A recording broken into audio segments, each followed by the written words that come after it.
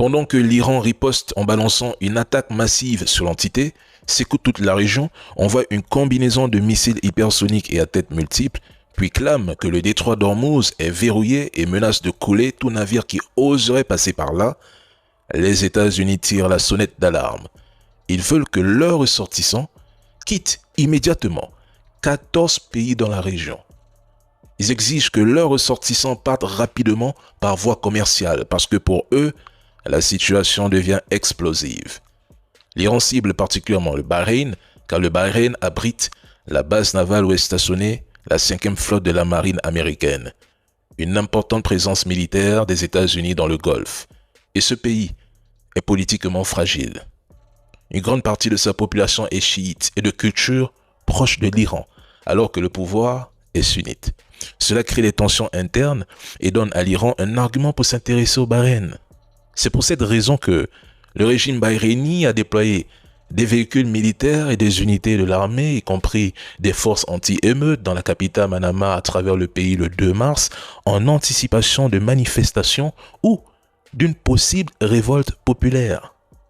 Hier, les agences de sécurité maritime ont confirmé plusieurs attaques sur des navires dans le détroit d'Ormuz.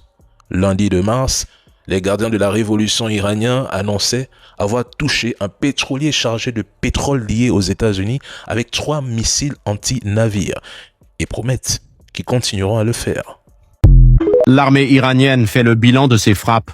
Le porte-avions américain Abraham Lincoln a été attaqué par 4 missiles de croisière. Après l'attaque, ce navire américain a quitté sa zone habituelle d'opération et s'est replié vers le sud-est de l'océan Indien.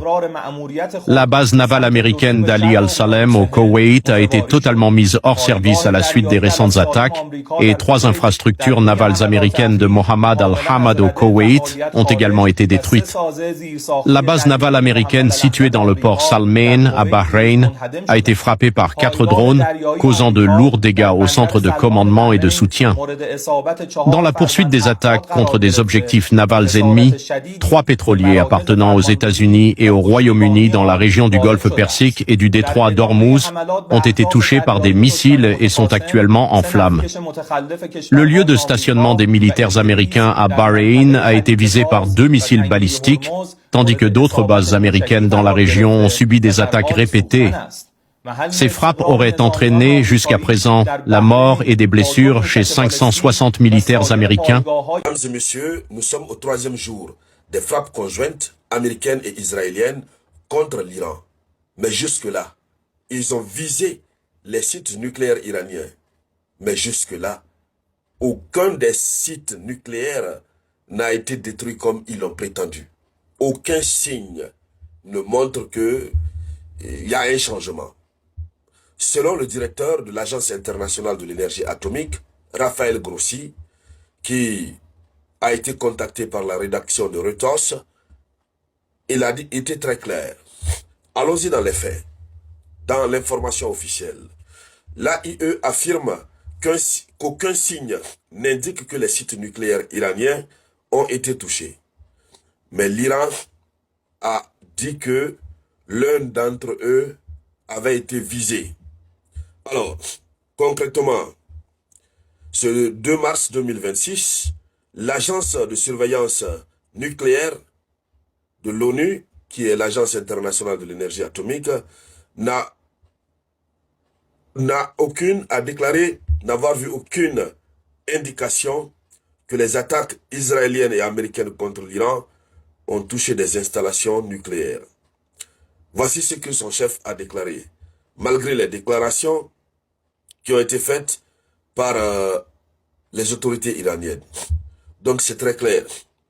Le programme nucléaire iranien figure parmi les raisons évoquées par les États-Unis d'Amérique pour pouvoir frapper le territoire iranien. Alors, pour l'instant, c'est une victoire de l'Iran. Ils ont frappé, ils ont visé l'un des sites en ce 2 mars 2026. Mais la frappe n'a rien porté. Les avions de chasse B-52 ont été envoyés du côté de l'Iran depuis hier soir, transportant des bombes. Et puis il faut dire que les Américains sont installés sur la mer, en train de frapper. Ça frappe plus que à mois de juin passé. Mais selon l'Agence internationale de l'énergie atomique, ce qu'ils ont constaté, rien n'a presque changé par rapport à juin 2025. Rien n'a presque changé. Alors là, dans ce cas, on se demande, l'Amérique est devenue inefficace. Les munitions américaines ne sont plus en train de pouvoir réussir leur mission. Puisqu'en juin 2025, je crois que c'était en une seule frappe. Et puis on a vu quelques dégâts. Mais cette fois-ci, en 3 jours. Et la raison principale pour laquelle ils se sont attaqués à l'Iran. Alors, ils sont obligés de frapper pêle-mêle maintenant en Iran.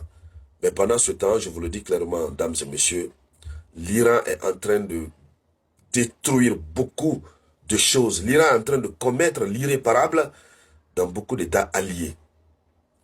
Oui, beaucoup d'États alliés. Je vais vous donner quelques éléments à l'heure qu'il est. Quels sont les États qui sont touchés et qu'est-ce qui se passe concrètement? Allons-y d'abord avec cette affaire de site nucléaire. Donc, ce qui a été dit, voilà, et il dit ceci. Les responsables de l'AIE disent « Nous n'avons aucune indication que l'une quelconque des installations nucléaires ait été endommagée ou touchée. » Voici ce qu'il a déclaré. Donc, en termes clairs, jusqu'au 3e jour, c'est un fiasco. C'est un fiasco pour les États-Unis d'Amérique. Ils n'ont pas réussi. Pour le moment. On ne dit pas pour plus tard, hein, mais pour le moment, c'est un fiasco. Alors, quelles sont les autres villes américaines, les autres villes du Moyen-Orient qui sont touchées? Mais ils sont sévèrement touchés. C'est le cas de la Chypre, où il y a une base américaine qui a été proprement frappée. Je crois, je vais voir le nom tout à l'heure. Donc, le nom exact de la base aérienne n'est pas donné, mais ce qui reste clair, c'est la base britannique, c'est la base aérienne britannique à Chypre. Voilà. À Chypre, c'est la base britannique, pas la base américaine, qui a été frappée. Et parce que le Royaume-Uni a déclaré hier soir qu'il entrait en guerre avec l'Iran, en autorisant l'utilisation de sa base aérienne par les États-Unis d'Amérique pour frapper l'Iran. Donc, il y a d'autres bases américaines qui ont été frappées. Nous y reviendrons tout à l'heure.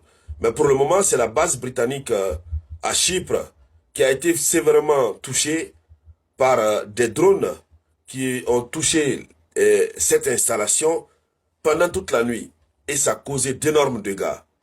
Et donc, selon les responsables chypriotes et britanniques, l'attaque représente une escalade marquée, une escalade majeure évidemment, puisque ça entraîne un État membre de l'Union européenne dans le conflit autour de l'Iran. Ce qui fait que le Royaume-Uni, désormais, entre dans la danse officiellement. L'Union européenne est donc entraînée. Alors, on va dire l'Union européenne ou bien on va dire l'OTAN. Et comme si tout cela ne suffisait pas, nous avons que, parallèlement, l'Iran est en train d'être frappé. Oui, dans plusieurs rues, il y a des immeubles qui sont en train d'être touchés. Mais, du côté de Chypre, l'aéroport de Chypre a été évacué. Ça a été évacué après que les radars ont détecté un objet suspect. Et donc, les frappes continuent de part et d'autre, mais en vérité, les États-Unis d'Amérique n'arrivent pas à détruire les sites nucléaires iraniens. C'est quoi la vraie raison? Pourquoi l'Amérique n'arrive pas à détruire les sites nucléaires iraniens?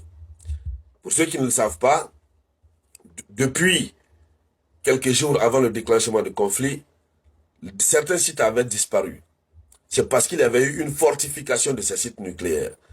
Donc les sites ont été tellement fortifiés qu'il sera très difficile, même s'il y a frappe, il sera très difficile de les endommager. Extrêmement difficile. Et puis au-delà de cet aspect, on a comme l'impression que finalement ce n'est pas ce que l'Amérique vise. Leur objectif c'est de s'aimer simplement le chaos et la terreur du côté de l'Iran. Mais la dernière question qu'on se pose, est-ce qu'avec ces frappes pêle-mêle du côté de l'Iran, ils sont en train de frapper pêle-mêle du côté de l'Iran, est-ce que cela va leur permettre d'obtenir un résultat concret? Est-ce qu'ils pourront atteindre leur objectif? Puisque à l'allure où vont les choses, plus rien ne va.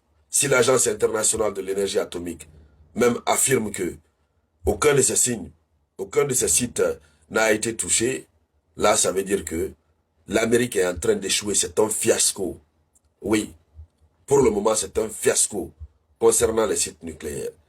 Et comment est-ce que l'Amérique parviendra à détruire ces sites nucléaires si, dans une période de 3 jours, l'Amérique n'a pas été à la hauteur? Alors, dames et messieurs, voici pour l'instant la une de l'actualité. Merci bien et je vous reviens tout à l'heure avec de nouvelles informations.